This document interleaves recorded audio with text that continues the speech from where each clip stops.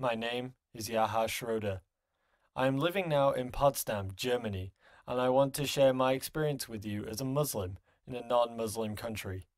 As a convert to Islam, I think it's much easier to follow the religion than a born Muslim who has been raised up here. Almost all young-born Muslims I know want to become Germans.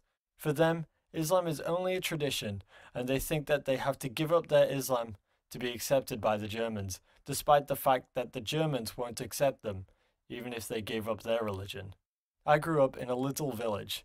I lived with my mother and my stepfather in a huge house with a big garden and a big pool. And as a teenager, I lived a cool life. I had some friends whom I used to hang around with, do stupid things, and drink alcohol like every young German teen.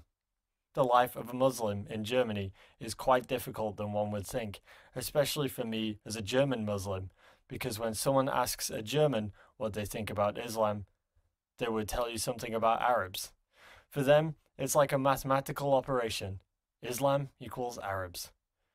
When I converted to Islam, I had to leave my family, and I moved to the community in Potsdam near Berlin. I left this huge house and all my material valuable stuff.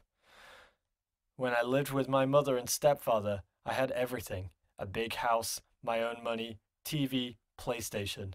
I was never concerned about money, but I wasn't happy. I was searching for something else. When I was 16, I met the Muslim community in Potsdam through my biological father, who became a Muslim in 2001. I used to visit my father once a month, and we used to attend the meetings of the community, which were held on Sundays. At the time, I was interested in Islam, and my father noticed this and told me one day that he wouldn't speak about Islam when we are together because he wanted me to learn from people of greater knowledge so that other people won't say, "Oh, he became Muslim just because he's 17 and does everything his father does." I agreed, and I started visiting the community every month and learned a lot about Islam, but at that time, something happened and changed my way of thinking. One Sunday, I went with the Muslim community swimming, and I broke my back twice by jumping in the pool, and I hit the ground with my head.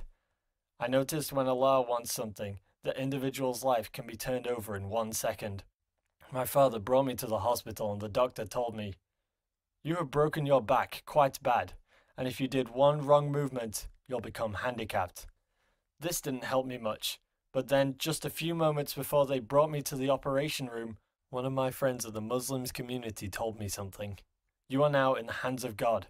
It's like a roller coaster. Now you are on the top. Enjoy the ride and just trust in God." This really helped me. The operation took 5 hours, and I woke up after 3 days. I couldn't move my right arm, but I was feeling like the happiest person on this earth. I told the doctor that I don't care about my right arm. I'm so happy that Allah has let me survive. The doctors have told me that I have to stay in the hospital for a few months. I stayed for only 2 weeks there because I was training very hard. One day, a doctor came and said, "Today, we will try to take one step on the staircase." The exercise that I did on my own 2 days before the doctor told me. Now, I can move my right arm again, and I was just 2 weeks there. Alhamdulillah. This accident changed a lot in my personality. I noticed when Allah wants something, the individual's life can be turned over in 1 second. So, I took life more serious and started thinking more about my life in Islam. But I was still living in this little village. I made a lot of dua to my classmates, and now I can even have a praying room, although I'm the only Muslim in my school. My wish to become Muslim became so strong that I had to leave my family. I left my stepfather, my mother, and the luxury lifestyle to go to Potsdam. I moved to my father's apartment, which is rather small, and I had to stay in the kitchen. But it was okay, because I had nothing, just a few, very few clothes, school books, and some CDs. It must sound for you like I lost everything, but I am very happy.